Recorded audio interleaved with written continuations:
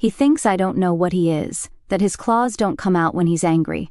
But I read reports, and fear has a scent Armani can't cover. People always assume I took this job for the paycheck. They're not entirely wrong, but they also don't know that when the new CEO stepped in, and 3 directors mysteriously resigned within a week, 2 citing personal reasons, and 1 just vanishing, I made a bet with myself. I'd last longer than them, and I'd find out why everyone in this office avoids looking him in the eye. Him, my boss, my nightmare in Brioni.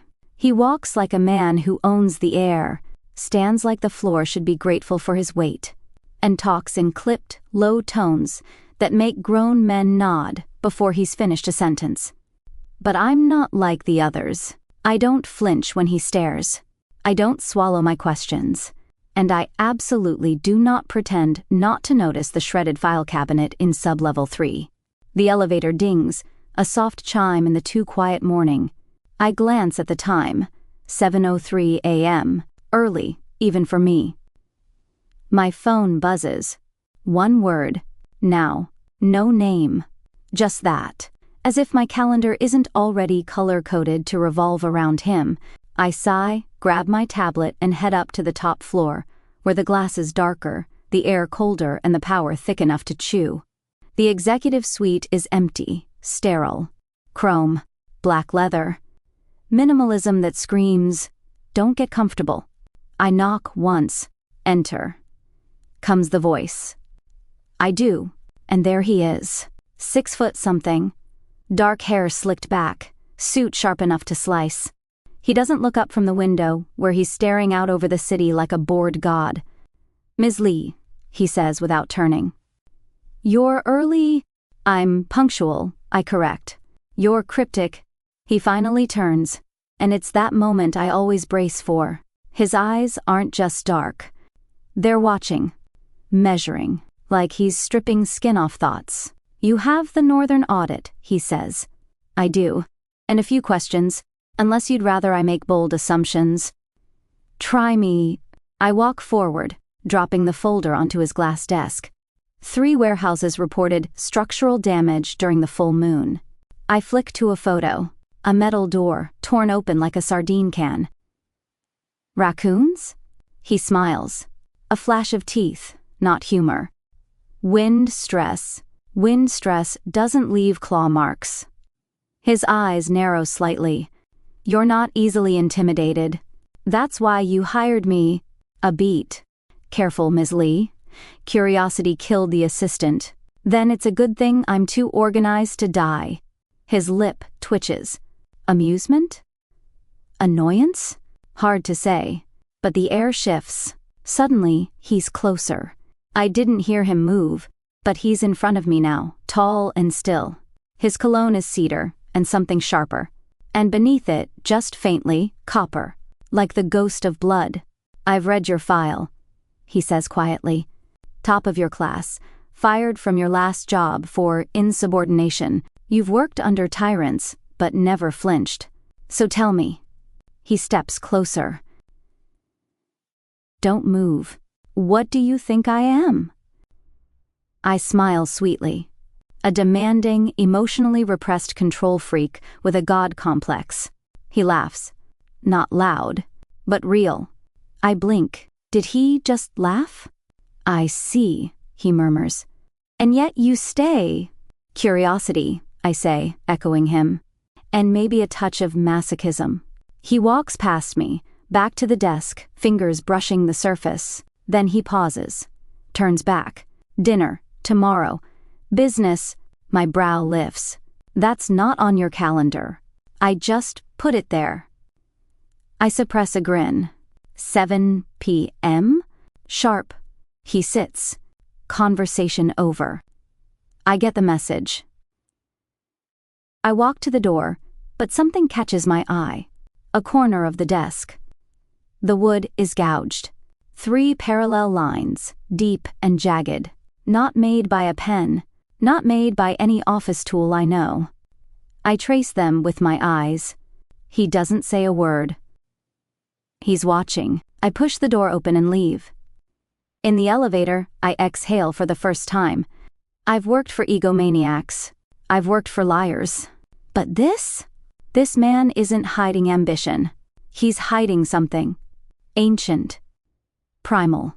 And I'm going to figure out what it is, even if it kills me. The conference room smelled like fear and espresso. A lovely pairing.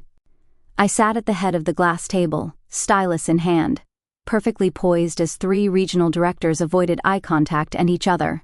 The tension was thick enough to pour. Then the door opened. Everyone went still. He entered in silence, just the sound of his shoes against the marble. Cool. Composed. And yet the room shrank when he stepped inside. I didn't rise. I didn't need to. I was the only one who didn't flinch. He took the seat beside me, as if by default. The others held their breath. "North Sector," he said. "We're finalizing the merger." One of the directors nodded too fast. "Yes, sir. But the partners have hesitations. They want hands-on oversight." His gaze slid to me. "Miss Lee will handle it." I turned slowly. "I will?" He didn't look back. "You're the only one I trust not to be eaten alive." The room chuckled nervously. I smiled, just a little. Happy to coordinate. Though if anyone gets eaten, I expect hazard pay. No laughter this time, just silence. Because no one was sure if that was a joke. Later, in the staff kitchen, I poured myself black coffee and watched the way people cleared the space around me. Not because of me, because of who I worked for. He'd passed through here once last week and 2 interns quit the next day. One of them left behind a travel mug and a half-written resignation letter with the words "he looked at me" in all caps. I'd framed it on my desk. I turned as someone entered. "Please tell me there's still caffeine," came a low voice. I relaxed slightly. Not the CEO. Just Reese. He was the Northern Accounts Manager. Tall, charming, always smelled like aftershave and risk. Definitely not a wolf. Though something about him suggested he liked to pretend. "Only if you earn it," I said. He grinned. "You know, for someone who works 12-hour days, you're surprisingly sassy." I was born sassy. And slightly judgmental. Dangerous combo. He leaned in a little. "Listen, if you're going up north, I've got some contacts in the Albrecht sector. Could be useful. Want to grab dinner and discuss?" Before I could answer, the air shifted. Reese noticed it too. His posture stiffened. The temperature seemed to drop, and a shadow fell across the doorway. "Don't let me interrupt," came a voice like velvet wrapped around a knife. We both turned. Of course. Mr. Tall, dark and terrifying. He didn't move. Just stood there with his hands clasped behind his back like a king waiting for a verdict. "Just discussing logistics for the North merger," I said smoothly. Reese cleared his throat, offering some insight. "Nothing formal?" "Of course," the CEO said, eyes fixed on me. "Ms. Lee handles her duties, thoroughly." He turned and walked away without waiting for acknowledgement. Reese exhaled slowly. "How do you stand working for that guy?" "With perfect posture and a healthy sense of detachment," I said, sipping my coffee. "And occasionally, spite." That night, I stayed late. The building was quiet. The usual bustle faded to distant hums and flickering lights. The perfect time to do a little digging. I accessed the company archives, level B, secured but not impossible for someone with my clearance. I searched for patterns, not contracts, incidents. 10 years, multiple regions, conflicts, sudden withdrawals, damage reports, but something strange connected them all. Timestamps aligning with full moons. Every single one. And the notes left behind? Structural breach. Animal disturbance. Unknown biological cause. Please. I'd seen enough claw marks by now to know the difference between a stray dog and a pissed-off shapeshifter. I leaned back, letting the pieces fit together. My boss wasn't just a wolf. He was the alpha. And this company? A front. A perfect way to maintain power, control territory, and silence problems without howling at the moon. A voice behind me made my heart skip. "You have a curious habit of lingering in places you don't belong." I didn't turn. "It's not lingering, it's called competence. You should try it sometime." He stepped forward, slow and deliberate. I could feel his energy before I saw his face. "You were warned to stay out of restricted files." "You didn't warn me," I said, finally turning to face him. "You gave me an assignment. I'm simply overachieving." He looked down at the glowing screen between us, eyes narrowing slightly. "You think you know what's going on here?" "I know more than most. A dangerous level of confidence. From you, I'll take that as a compliment." Silence stretched. Then he leaned over me, just slightly, one hand on the desk beside mine. "Too close. Too warm. I hired you to be efficient, not insubordinate. I can multitask." His jaw clenched, just enough to notice. And for one wild second, I thought he might, but instead he straightened and turned. "Stay out of places that bite back." I smirked. "You hired me. You endure me." He paused at the door. "Just don't test how much I can endure." And then he was gone.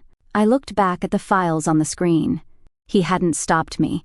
Not really. Which meant one thing. He wanted to see what I'd do next. And I never disappoint.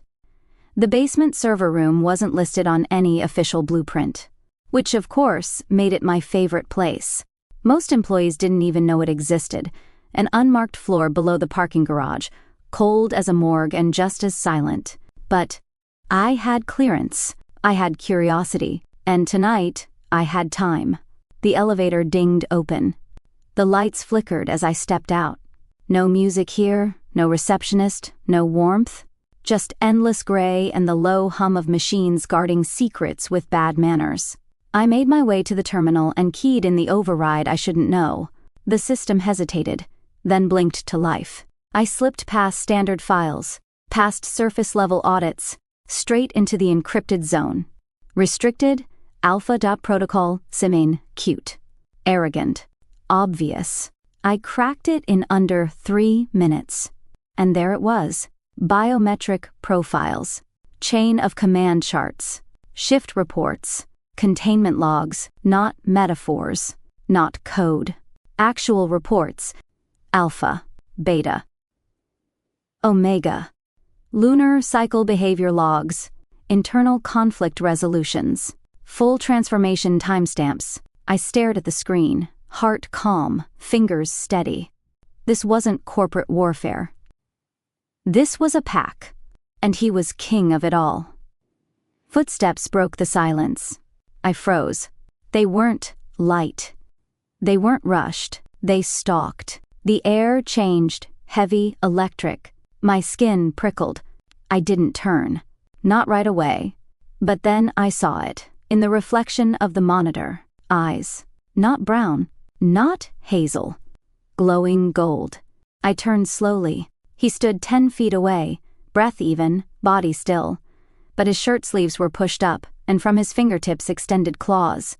Not metaphorical ones, real. Curved. Sharp.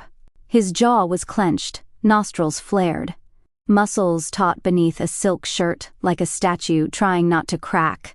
"Curiosity," he growled, "isn't a job description." I didn't flinch. I didn't step back. Instead, I tilted my head and said, "Dry as dust.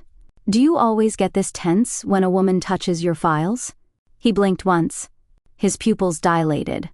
Then I added, "Or is this just a case of a looming deadline, or a growing tail?" A low sound escaped him, half laugh, half snarl. He moved closer, and I caught it fully now. The shimmer under his skin, like his body fought to stay human. His teeth were too white, too sharp. "I should fire you," he said. "You won't." "Why not?" "Because I'm the only one in this building who doesn't scream when you growl." A muscle ticked in his cheek. "Don't test me, Ms. Lee. I think we're past tests. I just passed your most secure firewall, with a stylus and caffeine." He stared. Then, slowly, he relaxed, not entirely, but enough. The claws retracted.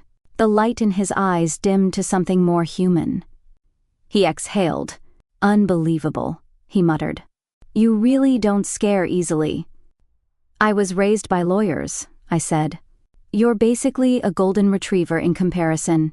That earned me a dry, startled sound that might have been a laugh, or a growl with manners. Then, silence. He walked to the terminal, shut it down with a single command, and turned to me. You saw things you shouldn't have. You left the breadcrumbs. I just followed the scent. Another pause. His eyes, now darker, grounded, locked on mine. Then consider this your punishment, he said. I raised a brow. Do go on. You're now officially assigned to Alpha Coordination, direct interface with confidential operations, reporting to me, only me. I crossed my arms. That sounds like a promotion. That sounds like surveillance. On both sides. And what makes you think I'll say yes? His smile was all teeth and power. You already did. He left me there with the silence and cooling air. I stared at the blacked-out screen for a long moment, then gathered the notepad I'd barely touched, tucked it under my arm, and walked toward the elevator. At the door, I paused. Not for fear. For fun. All right, I whispered to no one, smiling to myself. Let's play your game. The elevator ride was silent, save for the hum of machinery and the tick of his watch. We stood on opposite sides of the space, a ridiculous display of enforced distance in a 6-foot box. And yet, I felt him. The tension. The awareness. He was trying not to breathe too deeply. Finally, I said, if you hold your breath any longer, you're going to pass out. I'm analyzing, he replied, eyes fixed on the doors. Analyzing what? I asked, arching a brow. He turned slightly. Your scent. I blinked. That's invasive. It's not intentional, he said. You're just off. Charming. He studied me with that same unreadable intensity. You don't smell like prey, or threat, or wolf, because I'm not any of those. But you also don't smell like nothing. A pause. You smell wrong. I crossed my arms. You ever consider that maybe you're the one with a faulty nose? The elevator chimed. He stepped out first. I followed, heels clicking against sleek marble. The rooftop restaurant was empty. Private. Of course it was. Candlelight flickered over linen tablecloths. The skyline glittered beyond a clear railing, wind brushing my hair as I stepped into the night air. He'd reserved the entire place. Typical alpha behavior. I glanced at him as he pulled out my chair. Old-fashioned chivalry, or just a strategic seating plan in case of an ambush. Both, he said smoothly. He sat across from me, studying me again. I could feel it, like a pressure on my skin. What? I asked. You wore black. I gestured to myself. It's slimming. Also, practical if things get bloody. He didn't laugh, but he did stare for a beat too long. His eyes drifted. Not inappropriately, just deliberately. And then, something flickered. A hitch in his breath.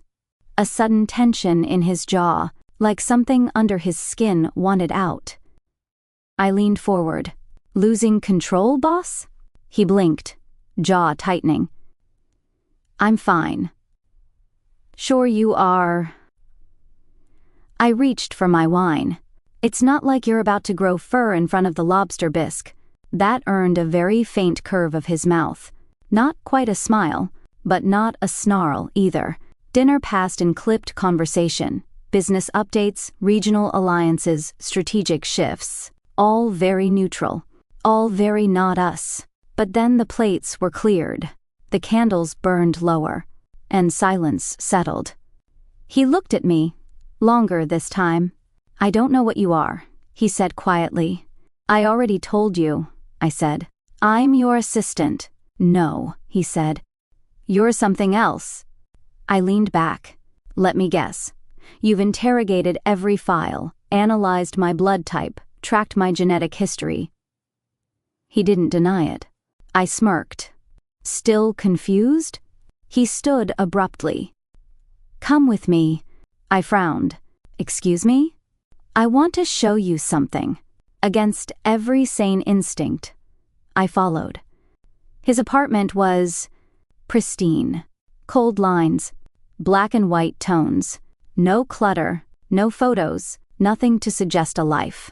Just existence. The only warmth came from the faint scent in the air, cedar and something sharp underneath. Him. He moved without looking back, removing his jacket, loosening his tie, still in perfect control. Except, I knew better now. Control wasn't calm. It was armor. And it was cracking. He stopped by the window, hands in his pockets. "I don't bring people here." Clearly. "It doesn't look lived in." "It isn't," he said. "Living requires peace." I stayed near the door, watching, waiting. He finally turned to face me. "You calm me," he said. I raised a brow. "That's a new one." "It's not normal. You're not normal." He stepped closer. "When I'm near you, the wolf doesn't grow louder. It quiets. It listens. And that bothers you?" "It terrifies me." I laughed once, low. "You? Afraid?" "I'm always afraid. That's what keeps everyone else safe." He was standing in front of me now. Close. "Too close. I don't want you near me," he said. "Liar." He blinked. I stepped forward, just enough to tilt the air. "Maybe," I murmured. "You're the one who's been getting closer." Something cracked between us then. Heat, silence, hunger held too tightly for too long. He reached for my face, fingertips brushing my jaw. Just barely. Our eyes locked, and we leaned in. Breaths tangled. Almost. His phone buzzed. He closed his eyes. "Damn it!" He stepped back, jaw tight, control snapping back into place like steel. "I have to go." "Of course you do." He grabbed his jacket without meeting my gaze. "Stay," he said. "The car will take you home." I lifted my chin. "I can walk." He paused. Then, softer. "Please." I didn't answer. He disappeared out the door, leaving behind the scent of cedar, tension, and 100 unspoken things. I stood in the silence for a long minute, then whispered into the empty room. "I don't know what I am either, but I think you're not the only one afraid." I didn't mean to find the letters. They were buried in a box at the back of my closet, sealed in a dusty manila envelope marked only with my name in shaky handwriting, my father's handwriting. I hadn't seen it in over a decade. He died when I was 19, before I had the chance, or the courage, to ask all the questions that kept me up at night. The questions that now clawed their way into the light. I opened the envelope slowly, expecting old tax forms or birthday cards. But what I found were hunters' reports, dates, coordinates, names. Kill logs. My stomach turned, and one name repeated too many times: Thorne. Not a first name, a bloodline. My boss, the Alpha, and on one torn page, written in a red margin, my father had scrawled, "Final target, Thorne, male, approx. 7YO parents neutralized. Remaining threat unknown." My breath caught. He killed his parents. He tried to kill him. And I, his assistant, his not-quite mate, his walking contradiction, was that hunter's daughter. I told him that night. I could have hidden it. Should have. But I didn't want him to hear it from anyone else. He stood in the middle of my apartment, the envelope in his hand, reading every word in icy silence. When he finished, he didn't look up. "So, this is the part," he said, voice low, "where you tell me it was all just coincidence?" "No," I said quietly. "This is the part where I say I didn't know. And that I'm sorry." He finally looked at me. There was something in his eyes I hadn't seen before. Not rage. Not hurt. Betrayal. "You've been in my territory. In my home. You let me in." "I let the daughter of a murderer into my pack." I flinched at that. His voice cracked then. Just slightly. Do you know what it's like to smell the blood of your parents and live long enough to remember it? No, I whispered. Do you know what it's like, he said, stepping toward me, to trust someone enough to lower your guard, and then see your history in her hands? I'm not my father, but his scent is in your blood. Then why haven't you killed me? I asked, stepping forward. He stopped. His hands trembled once, then curled into fists. I don't know. Silence pulsed between us. Then, without a word, he turned and walked out. The summons came the next day. Not from him. From the elders. The room was colder than usual. Stone walls, heavy drapes, and a table that looked more suited to executions than discussion. I stood alone on one side. They sat like statues, faces unreadable. She's a danger, one said. She should be exiled, another added. Before more blood is spilled. She's proven her loyalty, someone argued. Saved lives. Helped the Alpha stabilize. But what happens when loyalty shifts? The first one snapped. When the blood in her veins calls her back to the hunt. The Alpha entered just as the room broke into murmurs. He said nothing at first, just stood behind me. Then he spoke, voice like iron wrapped in velvet. I decide who stays in my pack. And you would let her remain? The eldest elder asked. After what her father did? He looked at me, and for the first time, he said nothing. That silence cut deeper than any accusation. I left before the verdict fell. The trees were quiet that night. I walked past the edge of the city, into the forest where the moonlight filtered through bare branches, and the wind didn't carry human noise. I didn't run. I didn't cry. I just walked until the cold bit at my fingers, and the silence settled like frost on my skin. Maybe this was how it ended. Not in fire. Not in fury. Just in walking away. Don't move. His voice came from behind me, rougher than I'd ever heard it. I didn't turn. You followed me? You disappeared. I was giving you what you wanted. What I wanted, he growled, was to forget you. What I got was silence. I turned slowly, meeting his eyes in the pale light. He looked wrecked, like he hadn't slept, like something inside him had been howling for hours. You should hate me, I said. I did, he said. For about an hour. And now? He stepped closer, breath misting between us. I wanted to kill you, he said, voice cracking. Now I want to save you. My throat tightened. He reached up, fingertips brushing my cheek like I was made of breakable glass. I closed my eyes.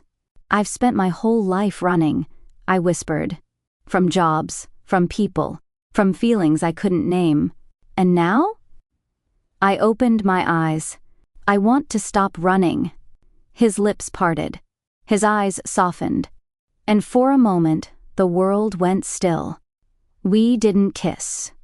We didn't need to, because some truths don't need skin to burn.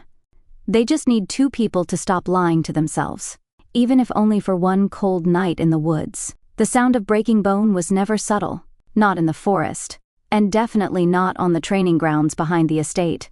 I wasn't supposed to be there. Officially, only ranked members of the pack were allowed in during shift practice, especially when the moon was half bloody and tempers were riding high. But my clearance had expanded lately. Perks of being a problem. I stayed near the observation deck, clipboard in hand, pretending to review logistics while I watched him spar. He moved like something barely leashed. Faster than anyone. Stronger. But tonight, something was wrong. His eyes flashed gold too early. His breath came too fast. And when his partner, a brawny beta named Cal, landed a clean strike, the shift snapped loose. A growl erupted from his chest, low, feral, bone deep. I dropped the clipboard. No. One of the guards barked, lunging to seal the gate. Containment now? But the lock jammed, and I stepped inside. Chaos.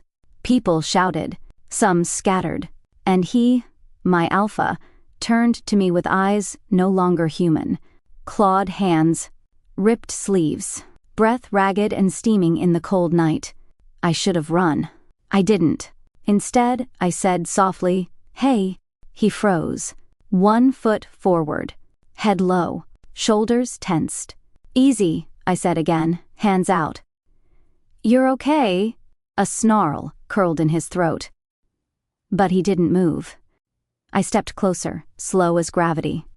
"You remember me," I whispered, "right?" He took a breath. Then another. The gold in his eyes flickered, dimmed. My hand brushed his arm, hot, trembling, tight with rage, and just like that, he exhaled. The tension dropped from his shoulders like a broken chain. The claws retracted. His chest heaved. He fell to his knees.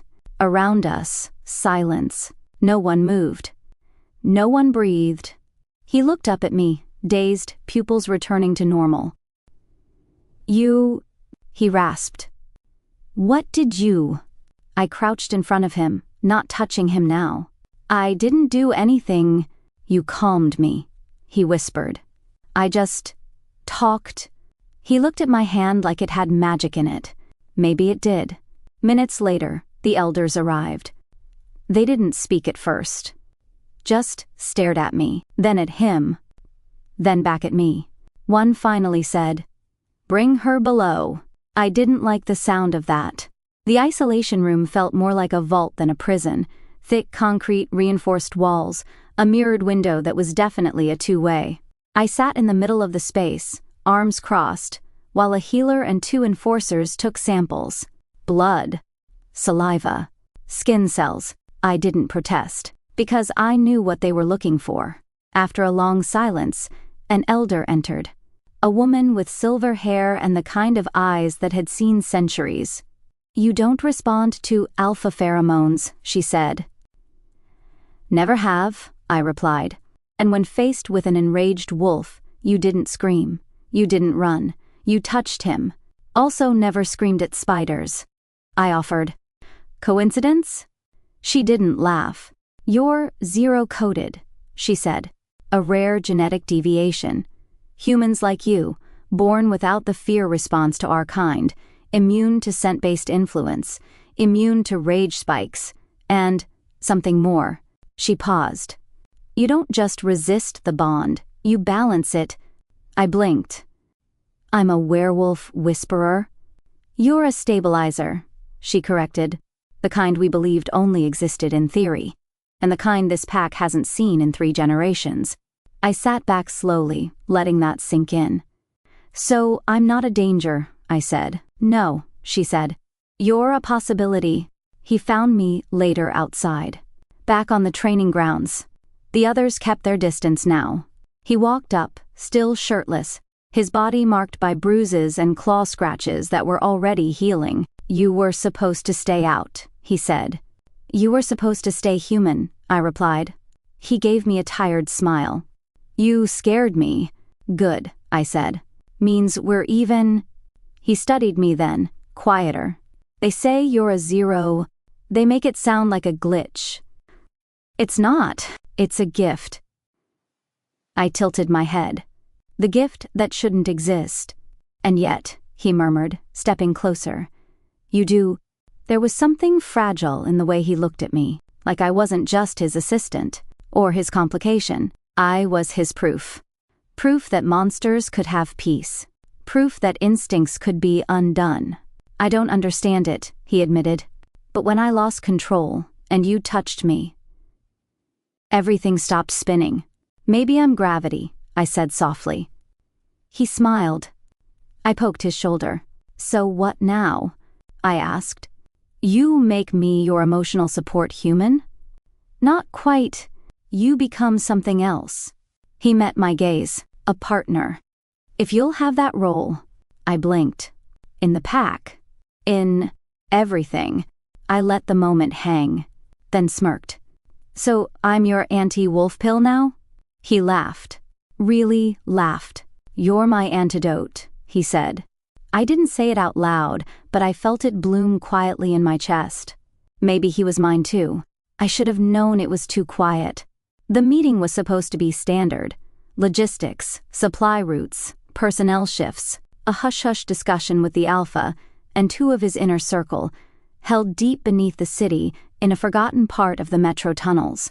No signal, no surveillance, just stone, steel, and secrets. And yet, something felt off the second I stepped into the room. Too clean. Too quiet. The other two betas, Nolan and Vance, stood already waiting. Vance nodded at me. Nolan didn't. The Alpha arrived last, as usual, flanked by two guards. He gave me a slight glance, just enough to say, "Stay sharp." I already was. 15 minutes in, the first explosion hit. Not a bomb, worse. Gas. Something acidic flooded the chamber through a hidden vent. The wolves reacted instantly. Some shifting, some collapsing mid-change, their senses overwhelmed. The Alpha staggered, coughing hard, eyes flashing gold. From the smoke, I saw Nolan reach into his jacket, not for his phone. For a hunter's tag, a silver dart, aimed at the Alpha's chest. I didn't think. I moved, knocked the Alpha sideways just as the dart hissed through the air. It grazed his shoulder, embedding into the wall behind us with a sound like sizzling meat. Vance roared, halfway into his wolf form, lunging at Nolan. But Nolan was already gone, sprinting into the maze of tunnels like a ghost in smoke. "Traitor!" Someone screamed. I knelt beside the Alpha. His skin blistered where the dart had scraped him. Silver laced. Meant to slow the shift. Meant to kill. "Don't shift," I snapped. "It'll spread faster?"